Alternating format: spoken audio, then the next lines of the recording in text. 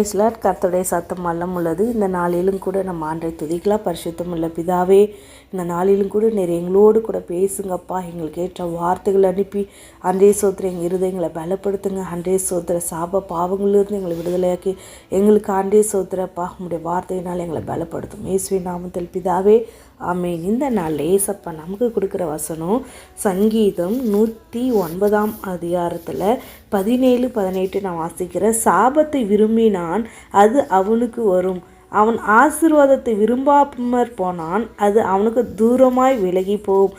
சாபத்தை அவன் தனக்கு அங்கியாக உடுத்தி கொண்டான், அது அவன் உள்ளத்தில் தண்ணீரை போலவும் அவன் எலும்புகளில் எண்ணெயை போலவும் பாயும். இங்கே பாருங்கள், ஏசப்பா சொல்கிறாரு, சாபத்தை விரும்புனா அது அவனுக்கு வரும். அடிக்கடி நான் ஏன் பிறந்தேன், நான் ஏன் உயிரோடு இருக்கணும், ஏன் இந்த மாதிரி நீங்கள் வார்த்தைகள் அவிசுவாசமான நீங்கள் வார்த்தைகளை நீங்கள் சொல்லிகிட்டே இருக்கும்போது ஆண்டு பார்ப்பார், இவங்க வாழ விரும்பலை, ஏன் இந்த பூமியில் இருக்கணும்ன்ட்டு என்ன பண்ணிடுவாங்க, நீங்கள் விரும்புகிற காரியத்தை அப்படியே நடத்தி விட்டுருவார். அதனால் நீங்கள் அந்த மாதிரி தவறான வார்த்தைகள் அவிசுவாசமான வார்த்தைகளை நீங்கள் பேசாதிருங்க. அடுத்த வார்த்தை ஆண்டு சொல்கிறாரு, அவன் ஆசீர்வாதத்தை விரும்பாமல் போனான்.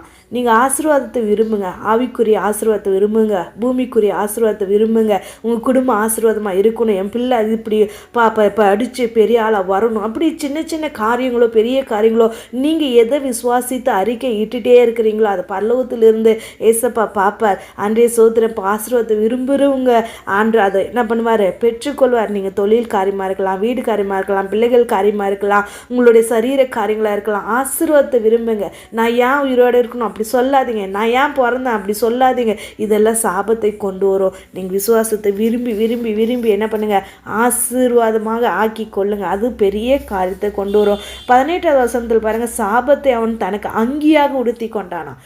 நிறைய பிரச்சனைகள் வந்துட்டே இருக்கும்போது மனசு சோறு வந்து என்ன பண்ணிடுது, அதிலே மூழ்கி போயிடுவோம்.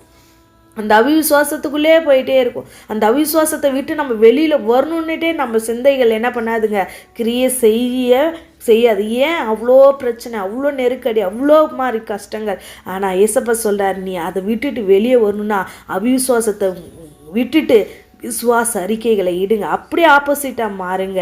அதுதான் ஆண்டு சொல்கிறார், அது அவன் உள்ளத்தில் தண்ணீரை போலவும் அவன் எலும்புகளை எண்ணெயை போல ஒட்டிகிட்டு இருக்குதான். எண்ணெய் எப்படி இருக்கும், பிசன்னு அந்த அளவுக்கு பிரச்சனைகள், அவ்வளோ பாடுகள். அப்போ எலும்புல எல்லாம் போய் என்ன பண்ணிடுச்சு, அந்த சாபம் அப்படியே அதை நினச்சி உருகிட்டு இருக்குது. அப்படியே எலும்பு உருக்கியா இல்லை ஏசப்பா ஆசீர்வாதத்தை விரும்புங்க, அதை உங்களுக்கு மாற்றி கொடுக்குவார். சாபத்தையே ஆசீர்வாதமாக மாற்றுகிற தேவனாகிய கர்த்தர் ஏசு